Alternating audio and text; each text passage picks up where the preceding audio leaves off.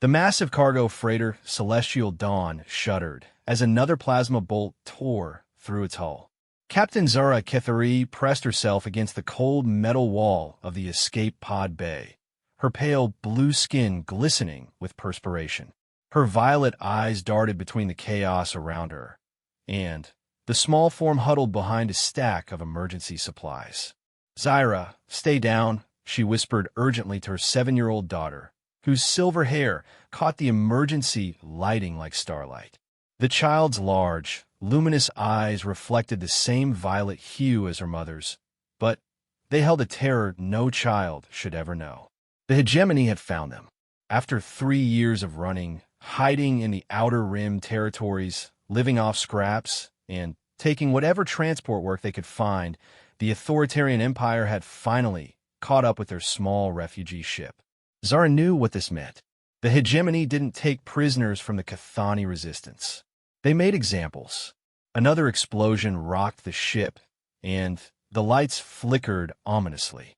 Through the viewport, Zara could see the sleek, predatory shapes of hegemony interceptors closing in like metallic sharks, their weapons charged with an ominous glow that promised only death. "Mama, I'm scared," Zyra whispered, clutching a worn stuffed animal that had been her companion throughout their exile. It was one of the few things they'd managed to save from their home world before it fell to the hegemony's brutal conquest. Zara's heart broke as she looked at her daughter. Zyra had never known peace, never had a real home, never played with other children her age. Since the fall of Kethan Prime, their lives had been nothing but running, hiding, and surviving on the margins of civilized space. "Listen to me very carefully," Zara said, kneeling beside the escape pod and pulling her daughter close. "You remember the stories I told you about the humans? The ones who fight against impossible odds and never give up?" Zyra nodded, though her lower lip trembled. "There's a human colony world not far from here. It's called Terra Nova. If something happens to me, I need you to get there. The humans, they're different from the other species. They don't turn away those who need help." "Nothing's going to happen to you, Mama," Zyra said fiercely, but her voice cracked with fear. The ship groaned around them as the hull began to buckle under the hegemony assault. Emergency klaxons wailed their death song through the corridors. Zara could hear the other refugees screaming, some praying in languages she didn't recognize, others simply weeping for the homes they'd never see again. "The pod's navigation is set for Terra Nova," Zara continued, her fingers flying over the control panel with practiced efficiency. "The humans have a saying, 'We never leave anyone behind.' I believe that applies to little girls too, even alien ones." "I won't go without you," Zyra cried, grabbing onto her mother's arm. Zara's throat tightened with emotion, but she forced herself to remain calm. "You have to. You're special, Zyra. Your father used to say you had the heart of a survivor and the soul of a dreamer. The galaxy needs people like you." She pressed a small device into her daughter's hands. It was their family's memory crystal, containing thousands of years of Cathani history, culture, and knowledge. "Guard this with your life. Someday, when you're older and stronger, you might be the one to help rebuild our people." The ship suddenly lurched violently to one side, throwing them both against the pod's entrance. Sparks rained from damaged conduits overhead, and the acrid smell of burning electronics filled the air. Through the chaos, Zara could hear the distinctive whine of hegemony boarding craft attaching to the hull. "They're boarding us," she whispered, her blood running cold. She'd seen what happened when the hegemony took prisoners. Death would be a mercy compared to what awaited them in the Empire's interrogation facilities. With trembling hands, she activated the escape pod systems. The small craft hummed to life, its basic life support and navigation computers running through their startup sequences. It wasn't much more than a metal coffin with a basic drive system, but it would have to be enough. "Mama, please," Zyra begged, tears streaming down her face. Zara kissed her daughter's forehead, breathing in the familiar scent of her silver hair one last time. "Remember what I taught you about humans. They value courage, compassion, and the will to protect those who can't protect themselves. If you can show them these qualities, they'll accept you as one of their own. She sealed Zyra inside the pod and initiated the launch sequence. Through the transparent aluminum viewport, she could see her daughter pressing her small hands against the barrier, her mouth forming words Zara couldn't hear over the roar of the pod's engines. "I love you, little star," Zara whispered, her hand resting on the launch control. "Fly far, and never forget who you are." She pressed the button. The pod shot out into space just as the first hegemony soldiers breached the cargo bay. Zara turned to face them, drawing her plasma pistol with steady hands. She wouldn't give them the satisfaction of taking her alive, but she could buy her daughter precious seconds to escape their sensor range. The soldiers, encased in black battle armor that made them look like mechanical demons, raised their weapons. Their commander, distinguished by red markings on his helmet, stepped forward. "Zara Kithari, by order of the Hegemony Council, you are under arrest for crimes against the state." His voice was distorted by his suit's vocoder, making him sound more machine than organic being. "I spit on your council," Zara replied, her violet eyes blazing with defiance. "My people were free before your empire was even a dream, and they'll be free long after it crumbles to dust." The commander tilted his armored head. "Your people are dead, rebel. Their worlds are ashes, their culture is forbidden, their language erased from official records. You are the last, and soon you will join them in extinction." "Perhaps," Zara said, her finger hovering over her weapon's trigger. "But you'll never find them all. Some of us will always slip through your nets, carry on our traditions, remember our songs. We are the children of starlight, and you cannot extinguish every star in the galaxy." "We can try," the commander replied coldly. The firefight was brief but fierce. Zara managed to take down 3 soldiers before a stunning blast sent her crashing to the deck, her weapon skittering away across the metal floor. As consciousness faded, her last thought was a prayer to the ancient Cathani gods that her daughter would find safety among the humans. Meanwhile, Zyra's escape pod tumbled through the void, its basic autopilot struggling to maintain course toward the distant human colony.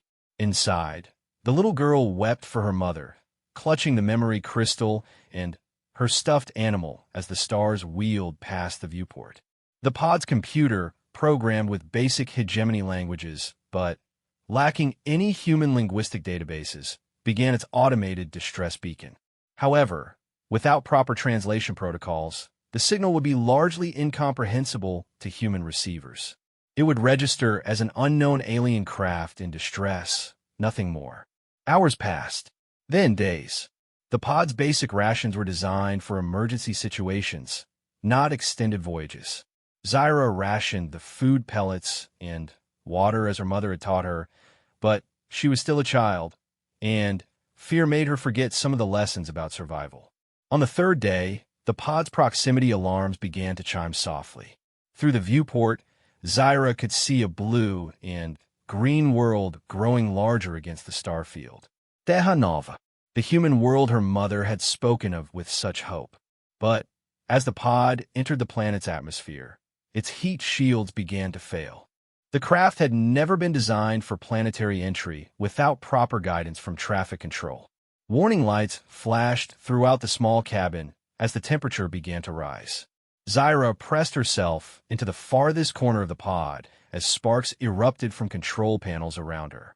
She closed her eyes and whispered a Cathani prayer her mother had taught her, words in the ancient tongue that spoke of protection and hope in dark times. The pod struck the planet's surface with tremendous force, plowing a furrow through a massive garbage dump on the outskirts of New Haven, Terra Nova's primary human settlement. Steam hissed from the craft's cracked hull as it came to rest among mountains of discarded metal, broken electronics, and the detritus of human civilization. For several minutes, nothing moved. Then, slowly, the pod's emergency hatch cycled open with a pneumatic wheeze. Zyra crawled out, her small body bruised, but otherwise uninjured. The pod's safety systems had done their job, protecting her from the worst of the impact. She found herself standing in the middle of what seemed like an endless sea of refuse. The air was thick with the smell of rust, decay, and burning plastic from the waste processing facilities in the distance. Above her, the alien sky was the wrong color blue, with a sun that burned slightly too yellow compared to her homeworld star. Terror overwhelmed her as the reality of her situation hit home. She was alone, on an alien world, surrounded by garbage, with no way to communicate with the inhabitants even if she found them. Her mother was dead, her people were scattered or destroyed, and she had nothing but the clothes on her back and a crystal full of memories from a world that no longer existed. Zyra sank to her knees among the trash and wept. But Cathani were survivors by nature, and even a 7-year-old possessed the genetic memory of a species that had endured ice ages, stellar disasters, and countless hardships before rising to the stars. After allowing herself those precious moments of grief, Zyra wiped her eyes and began to assess her situation with the pragmatic clarity her mother had tried to instill in her. The escape pod was damaged beyond repair, its hull cracked, and its systems dead. But among the wreckage of her journey, she found things that might be useful. Emergency rations, a small cutting tool, a thermal blanket, and a portable water purifier. Not much, but enough to keep her alive for a little while. The garbage dump stretched to the horizon in every direction, but she could see structures in the distance that looked artificial. Buildings, perhaps, which meant civilization. Human civilization. She began to walk. The first thing she learned about survival on Terra Nova was that humans threw away things that were still useful. Among the mountains of refuse, she found clothing that was merely unfashionable rather than unwearable, electronics that needed only minor repairs, and food containers that still held edible contents. The second thing she learned was that the dump had its own ecosystem. Small scavenger animals darted between the piles of garbage, living off organic waste and making their homes in discarded machinery. Birds with iridescent feathers built nests from colorful plastic fragments. Even some of the plants seemed to thrive on the chemical runoff from the waste processing. If they could survive here, perhaps she could too. Zyra established a small shelter for herself in the hollow interior of a massive piece of industrial machinery that had been discarded by some factory. It provided protection from the elements and was positioned high enough to give her a good view of the surrounding area. She lined the floor with thermal fabric she'd scavenged and created a small cache for her supplies. Days turned into weeks. She learned to avoid the human workers who occasionally came through the dump to manage the automated sorting systems. They wore protective suits and seemed to regard the place as a hostile environment, moving quickly through their tasks before departing in their sealed vehicles. She also learned which foods were safe to eat from the human refuse, which materials could be repurposed for tools and shelter improvements, and how to predict the weather patterns that swept across the dump. The survival skills her mother had taught her during their years in exile served her well, adapted now to this strange new environment. But she was still just a child, and the loneliness was the hardest part. At night, she would hold her mother's memory crystal and project the stored holofiles into the darkness. Images of Kethin Prime before the war, her grandmother teaching traditional songs, her father working in the crystal gardens that had been their family's pride for generations. She practiced the human words her mother had taught her, speaking them aloud to the empty air. Please help me. I am lost. I am alone. I mean no harm. The pronunciation felt awkward in her mouth, shaped as it was for the musical tones of the Cathani language, but she persevered. One morning, while searching through a fresh pile of debris that had been dumped during the night, she found something that changed everything. A child's toy robot, battery-powered and still functional. It spoke in simple human phrases when activated, and though she didn't understand the words, she recognized the cadence and structure of the language. She took the toy back to her shelter and began to study it obsessively.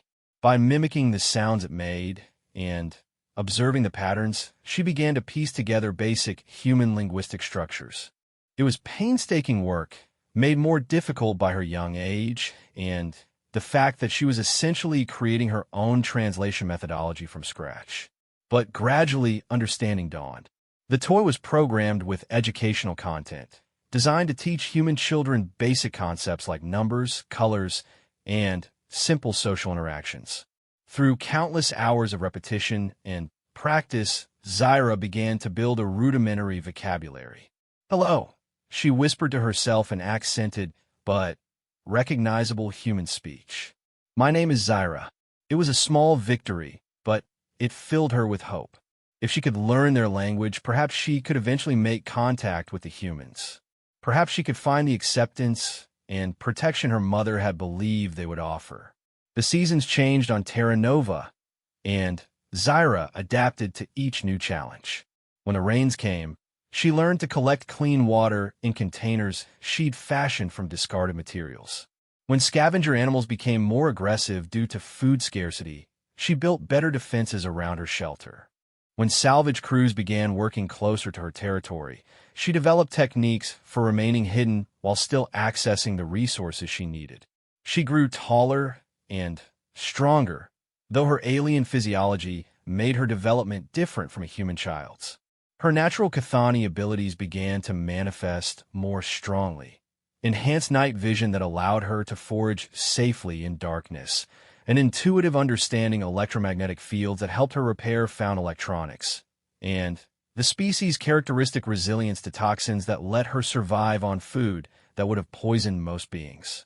But more importantly, she was learning.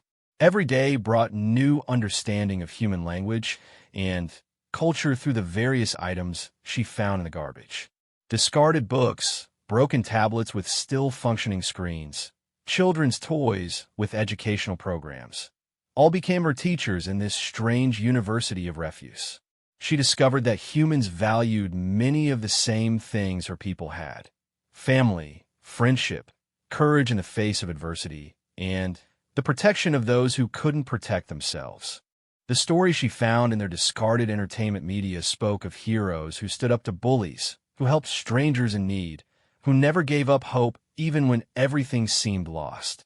Perhaps her mother had been right. Perhaps these humans really would help her if she could find the courage to reveal herself.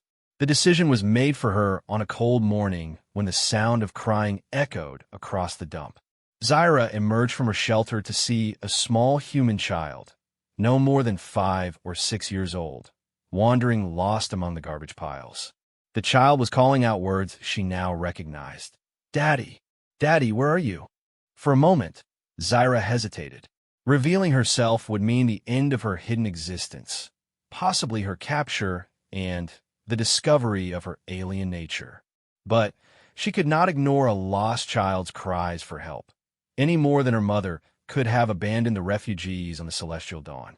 Her mother's voice echoed in her memory. They value courage, compassion, and the will to protect those who can't protect themselves.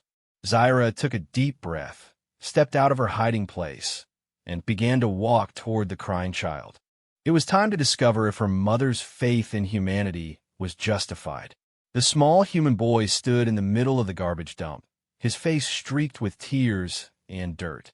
His clothes were torn from stumbling through the maze of discarded metal and debris.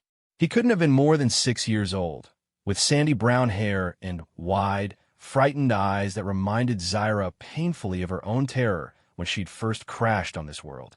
Zyra approached slowly, her heart hammering in her chest.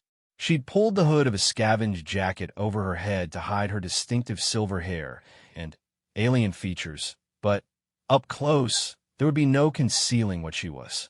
Still, she couldn't leave the child alone and lost.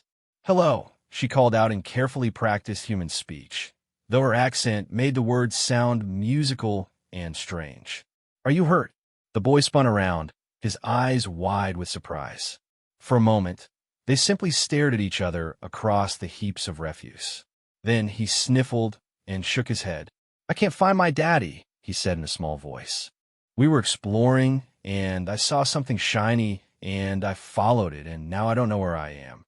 Zyra's enhanced hearing picked up the sound of someone calling in the distance. A man's voice, growing more frantic with each repetition. Tommy, Tommy, where are you? That's your father, Zyra said, pointing toward the sound. He's looking for you. Tommy's face lit up with hope, but then fell again. I try to follow his voice, but everything looks the same here. I keep getting more lost. Zyra understood. The dump was a labyrinth of towering piles and narrow passages between them. Without her months of experience navigating the terrain, it would be easy for anyone to become hopelessly turned around. I can help you find him, she offered, though the words caught in her throat. Once she led him back to his father, her secret would be out. The life she'd built here among the refuse would be over. Really, Tommy looked up at her with such trust and hope that Zyra felt her resolve strengthen.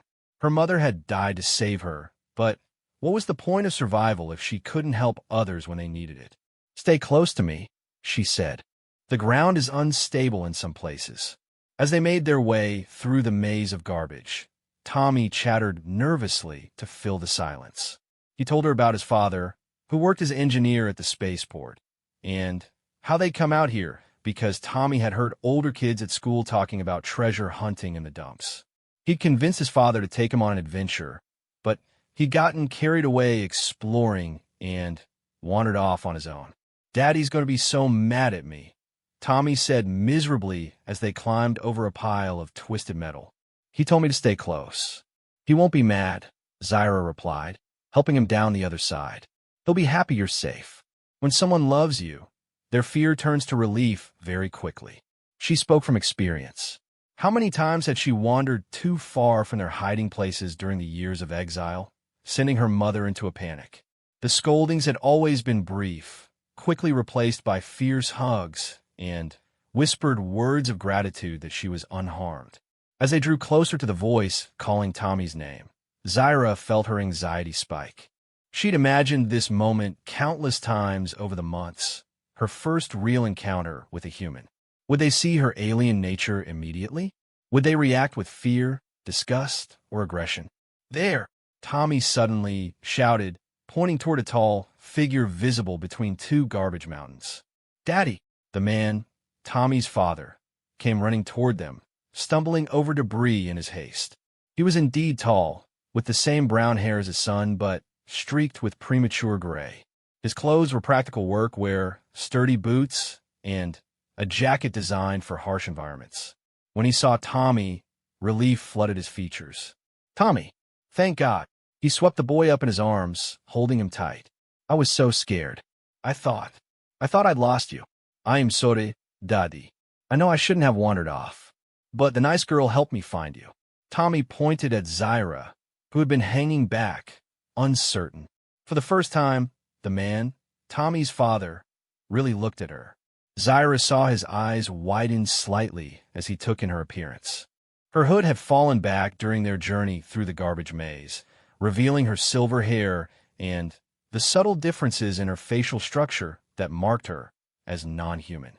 Her pale blue skin was partially obscured by dirt and the dim lighting, but this close, there was no mistaking what she was. To his credit, he didn't recoil or show fear. Instead, he set Tommy down gently and approached her with cautious courtesy. "Thank you," he said simply. "Thank you for helping my son. I'm Marcus Chen." "I am called Zyra," she replied, her musical accent making the human words sound almost like a song. Marcus studied her for a moment, taking in her obvious youth, her scavenged clothing, and the way she held herself, alert, ready to run, like a wild animal that had learned to fear contact with others. "You're living out here, aren't you?" he asked quietly. "Alone." Zyra nodded, unsure what else to say. She practiced many conversations in her head, but none of them had started like this. "How long?" Marcus asked, his voice gentle.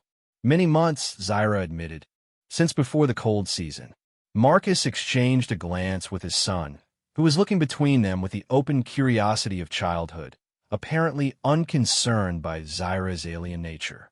Children, Zyra had learned from her observations, were often more accepting than adults.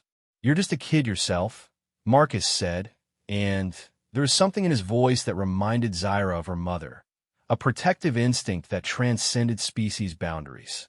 "Where are your parents?" The question hit Zyra like a physical blow. For a moment, she couldn't speak around the sudden tightness in her throat.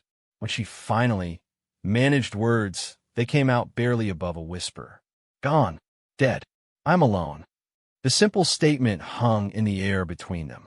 Marcus's expression softened with sympathy, and Tommy tugged on his father's sleeve. Daddy, we should help her, the boy said with the straightforward morality of the young.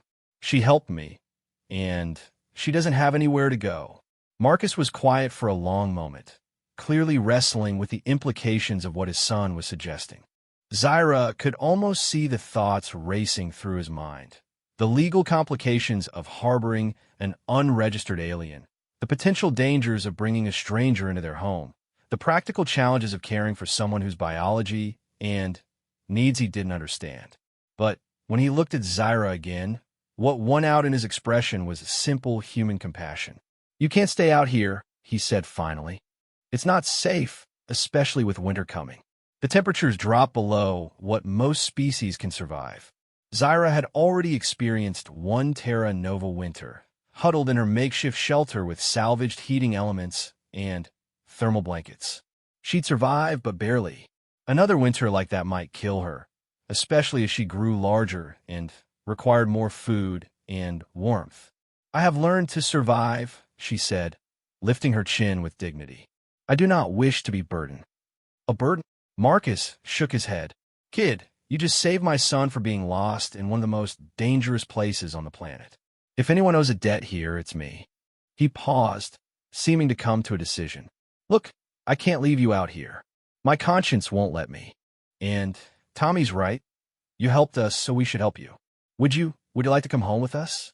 At least until we can figure out something more permanent. Zyra stared at him, hardly daring to believe what she was hearing.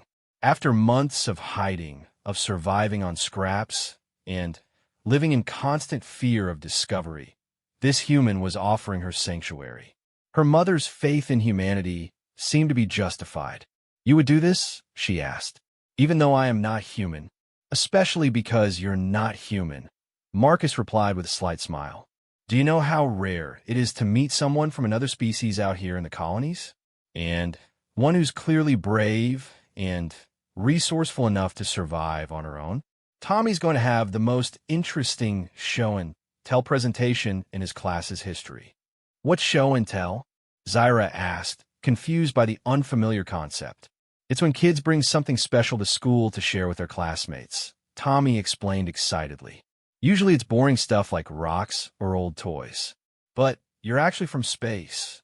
Tommy, his father said with gentle reproach. Zyra isn't a thing to be shown off. She's a person, just like you or me. I know that, Daddy. I just meant it would be cool to have a friend from another planet. A friend. The word hit Zyra with unexpected force. When was the last time someone had called her friend? During the years of exile with her mother, there had been other refugee children occasionally, but the relationships had always been temporary, ended by the necessities of constantly moving to stay ahead of their pursuers.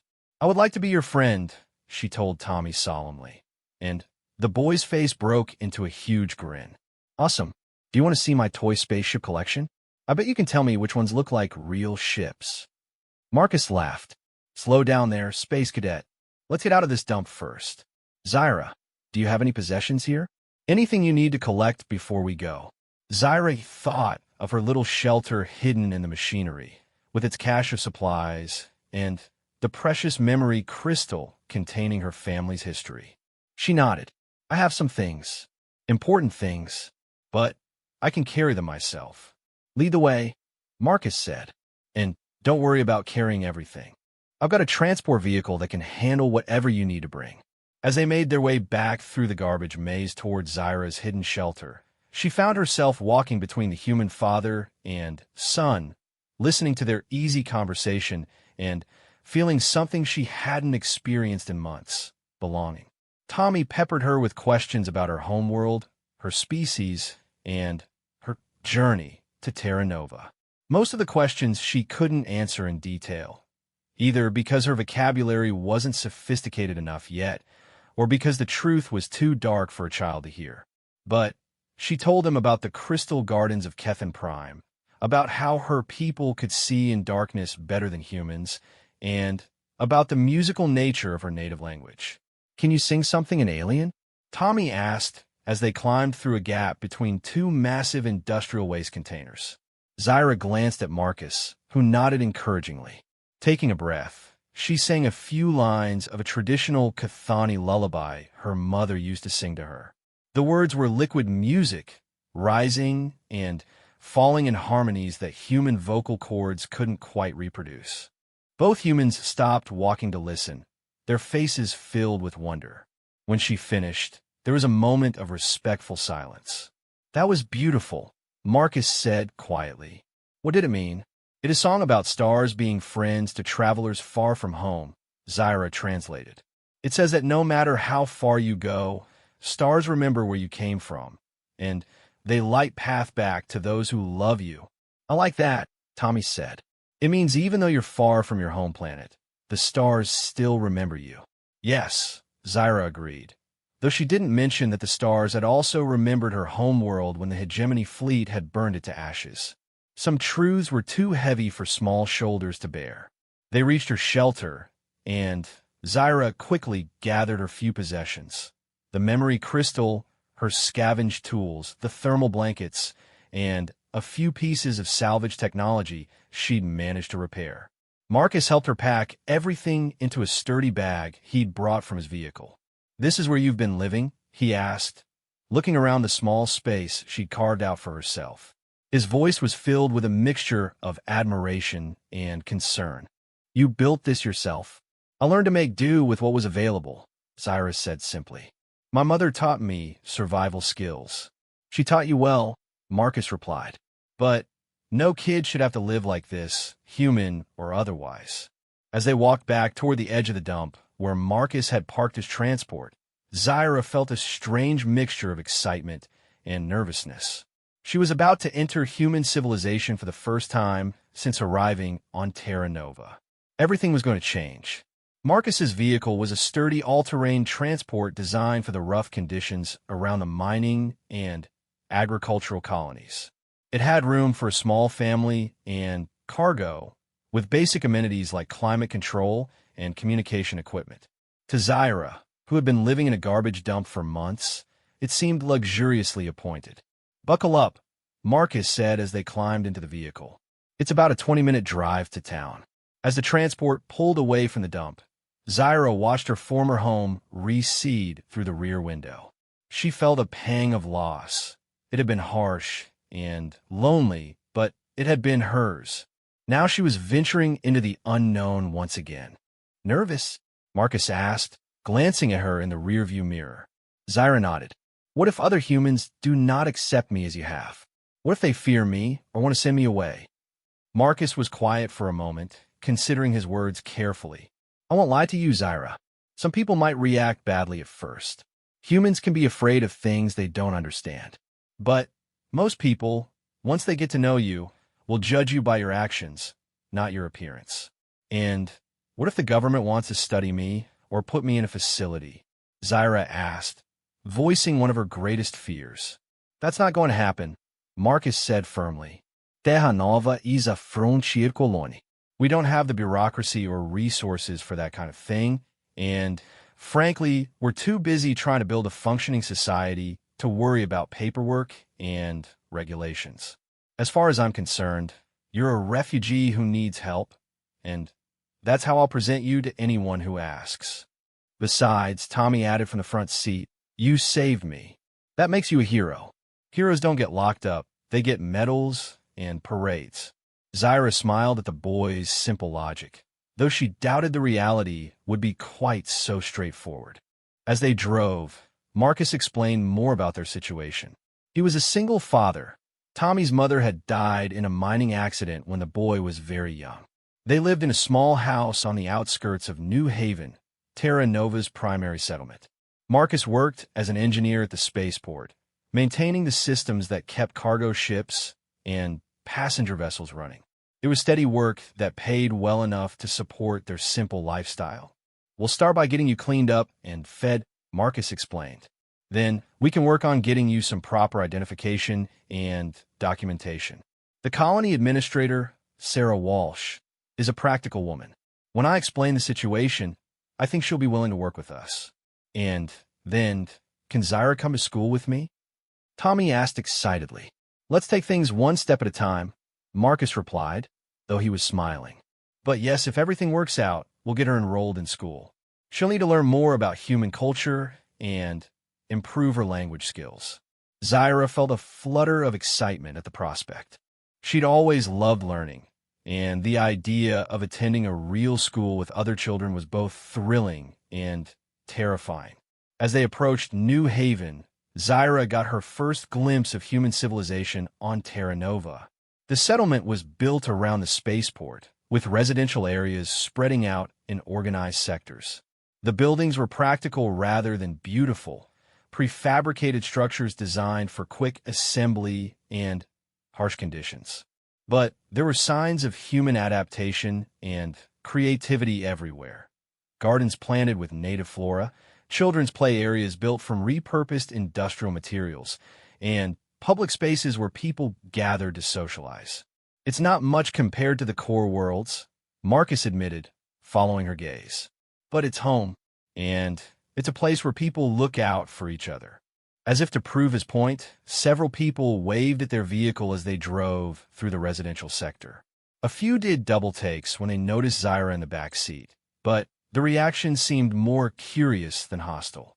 Marcus's house was a modest two-story structure with a small yard where Tommy's toys and sporting equipment were scattered about. It looked lived in and comfortable, the kind of place where a family actually made their life rather than just existing. Welcome to the Chun household, Marcus said as they pulled into the driveway.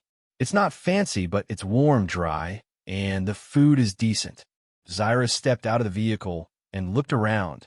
After months of living among garbage and wreckage, the simple suburban scene seemed almost impossibly normal and peaceful. Children were playing in other yards, their laughter carrying on the evening breeze. The air smelled of growing things and cooking food instead of rust and decay. Thank you, she said quietly, though the words seemed inadequate for what she was feeling. I will not forget this kindness. You don't need to thank me, Marcus replied, shouldering her bag of possessions. This is what people do for each other. Besides, I have a feeling you're going to fit in just fine here. As they walked toward the house, Tommy chattering excitedly about showing Zyra his room and his toys, Zyra felt something she hadn't experienced since before her mother's death. Hope for the future. Perhaps her mother had been right about humans after all. Perhaps this strange species really would judge her by her character rather than her appearance. The front door of the house opened onto a warm, well-lit interior filled with the comfortable clutter of daily life. This was what home looked like, Zyra realized. Not the sterile perfection of the hegemony's propaganda images or the desperate survival camps of the refugee ships, but this mismatched furniture chosen for comfort over style, photographs of happy moments stuck to refrigerator with magnets, a child's artwork proudly displayed on the walls. Are you hungry? Marcus asked as they entered the kitchen. I can make us some dinner while you get cleaned up.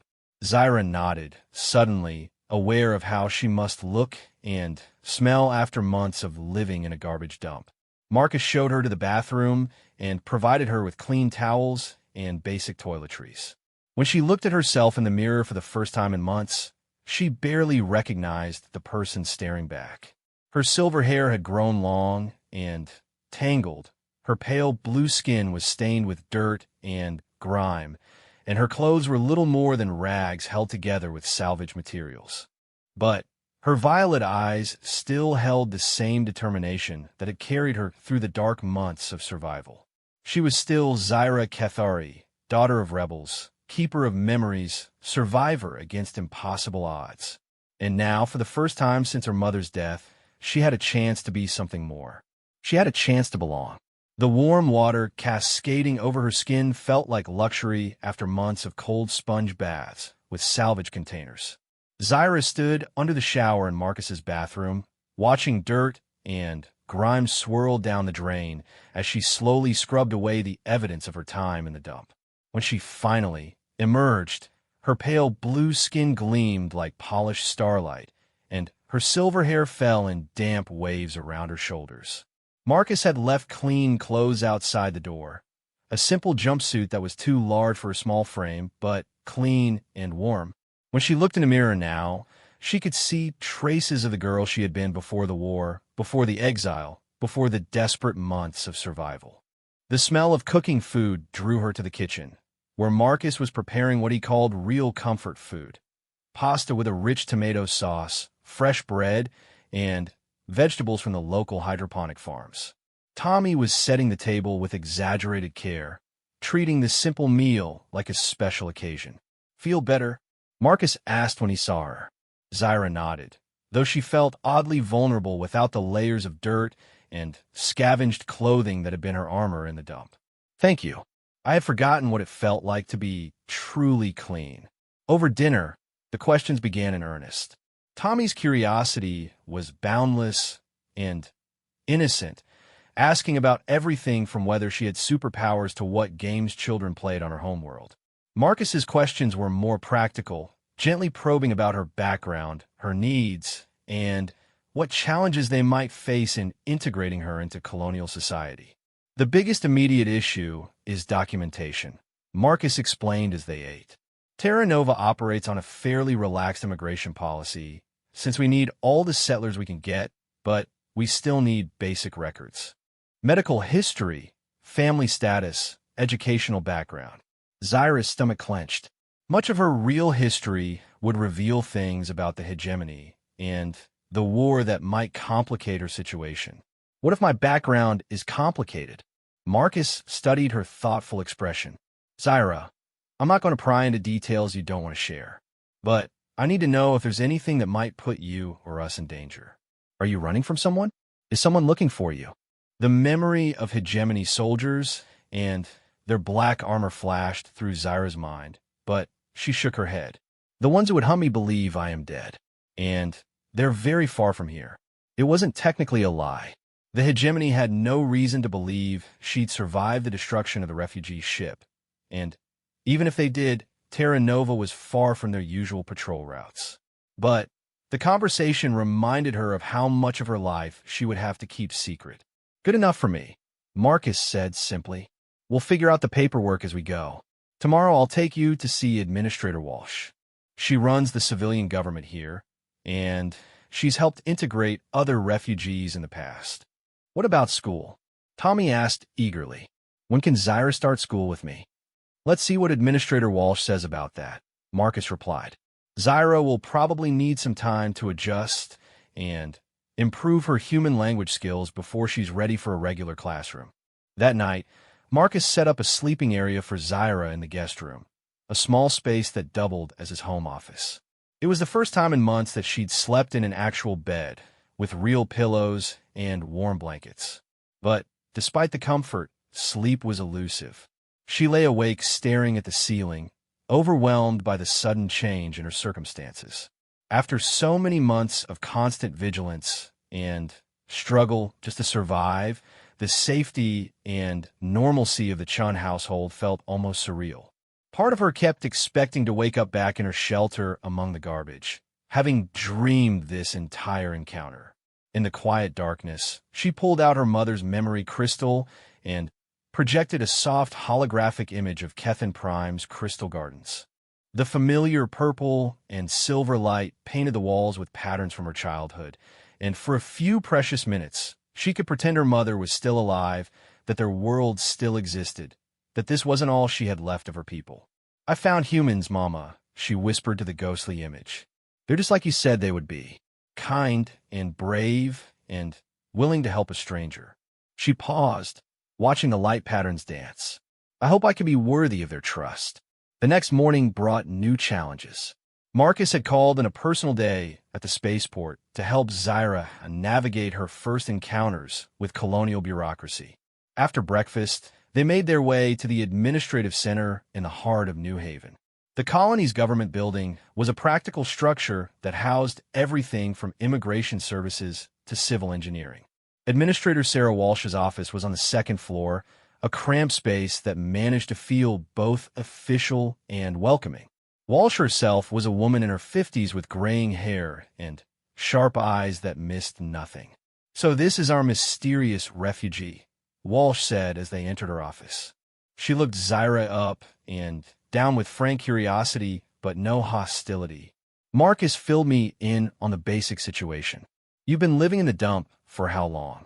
Since the cold season, Zyra replied, her accent still musical, but her grammar much improved after her night of practicing with Marcus's help. Impressive. That's not an easy place to survive, especially for someone your age. Walsh gestured for them to sit. Now, I'm going to be direct with you, young lady. Terra Nova doesn't have the resources or inclination to make life difficult for people who are just trying to build a peaceful life here. But I need to understand who you are and where you came from. Zyra had prepared for this moment with Marcus's help, crafting a version of her story that was true but incomplete. I am Zyra Kethari.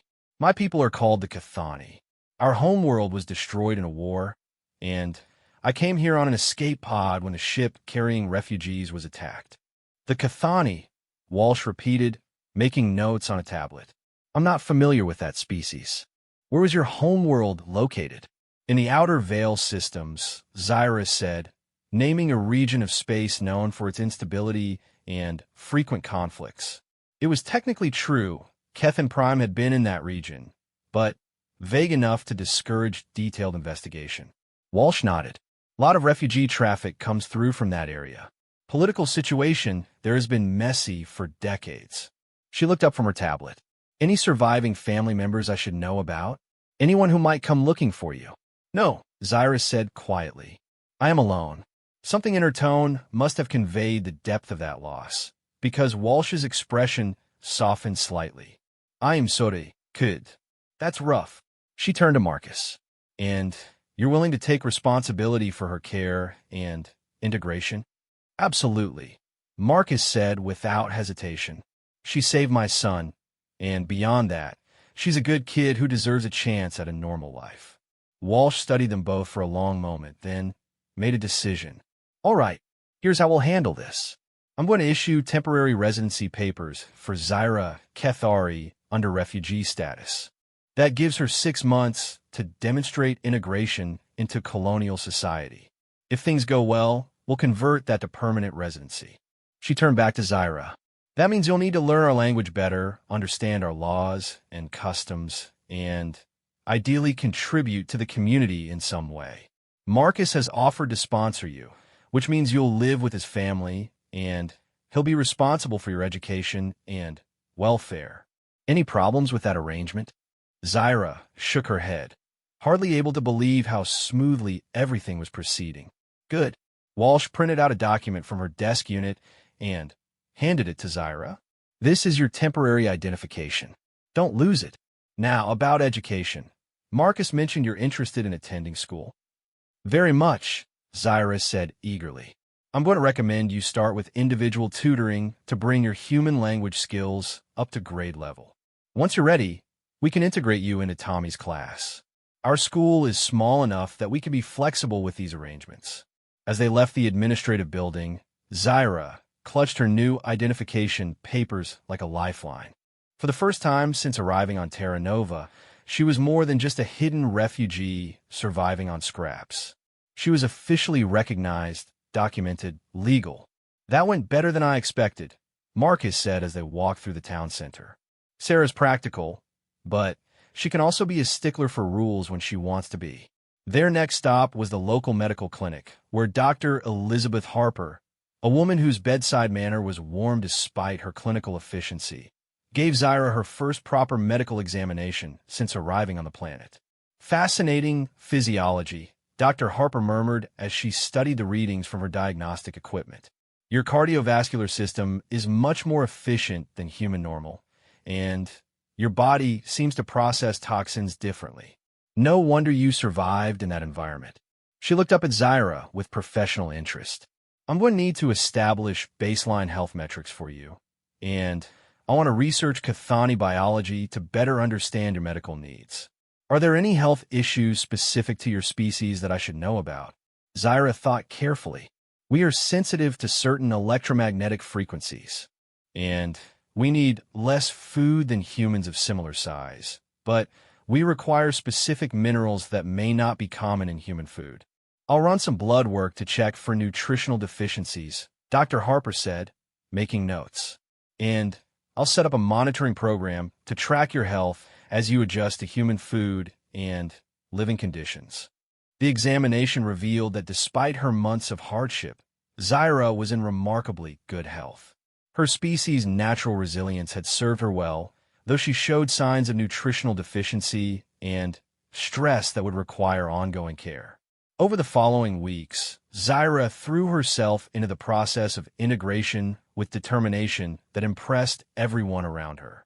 Her language skills improved rapidly under the guidance of Mrs. Peterson, a retired teacher who volunteered to tutor refugees.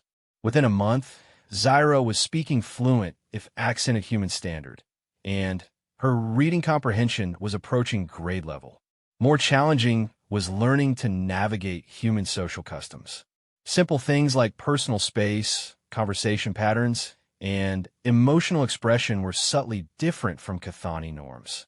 She struggled at first with humans' tendency toward casual physical contact, handshakes, hugs, pats on the shoulder. Having grown up in a culture where touch was more formal and purposeful, Tommy became her constant companion and unofficial cultural guide, introducing her to human childhood rituals like playground games, electronic entertainment, and the complex social dynamics of elementary school friendships. Through his eyes, she learned about human family structures, holiday traditions, and the casual democracy of children at play. The trick to making friends, Tommy explained with the wisdom of his 7 years, is to find something you're good at that other kids think is cool.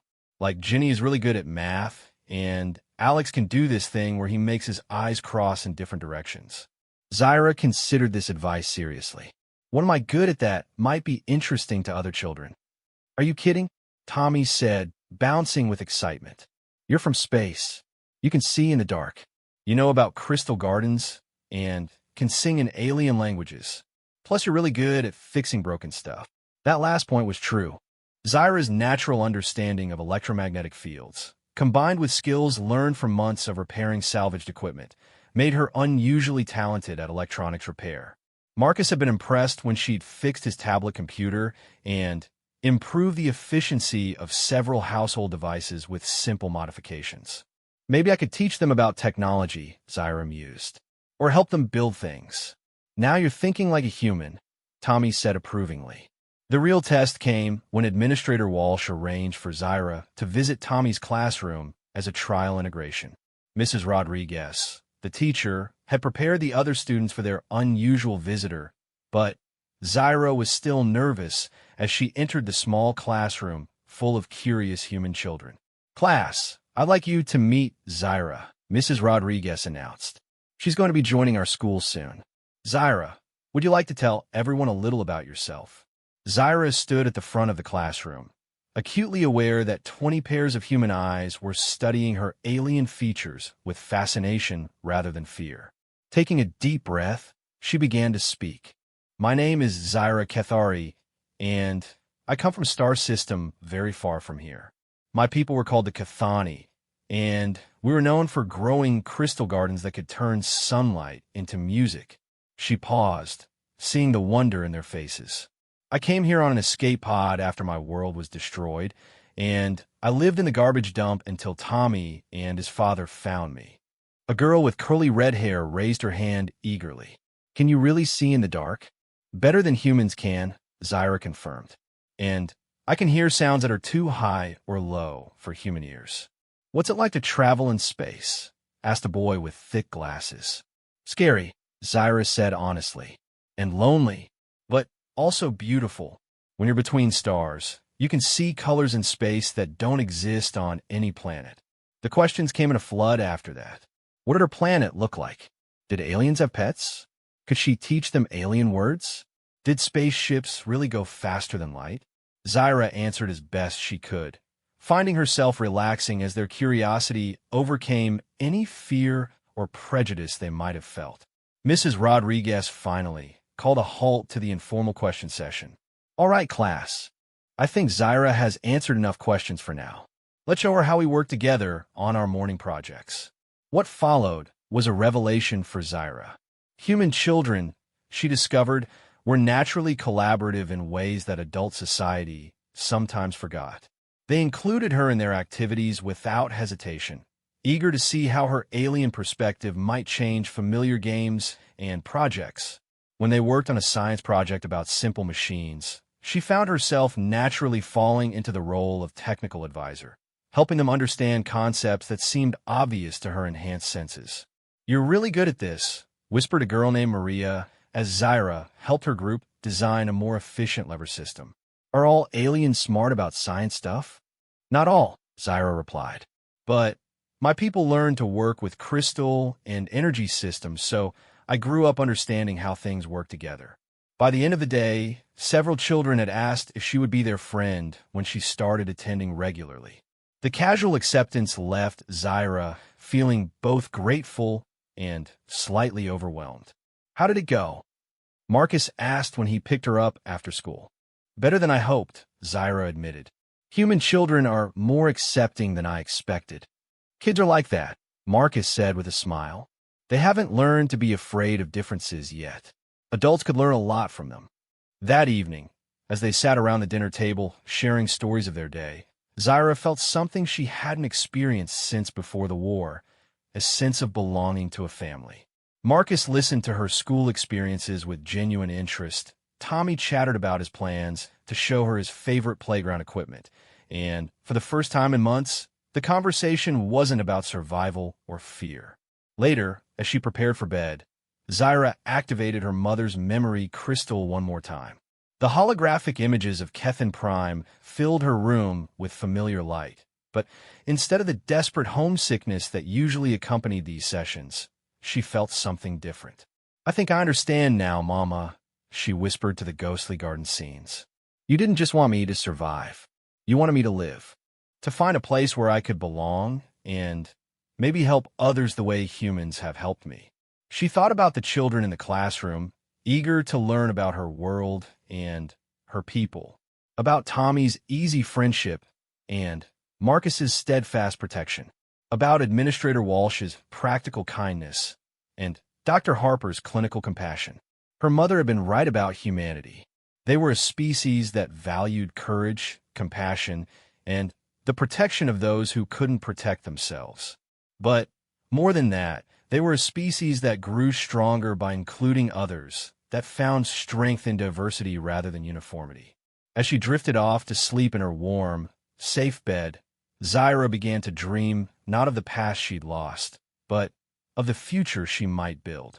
A future where the memory of her people could live on through the stories she told and the knowledge she shared. A future where the values of both species could combine to create something stronger than either could achieve alone. Outside her window, the alien stars of Terra Nova's night sky shone down with the same light that had illuminated her homeworld. Distance and time couldn't diminish that ancient illumination, just as the destruction of Kethin Prime couldn't erase the culture and wisdom her people had developed over millennia. She was the last Cathani, but she was no longer alone. And in the morning, she would continue the work of building a new life among the humans who had chosen to see her not as an alien threat, but as a child who needed help. Tomorrow would bring new challenges as she continued her integration into human society. But tonight, for the first time since her mother's death, Zyra slept peacefully, surrounded by the warmth and security of a place she could truly call home.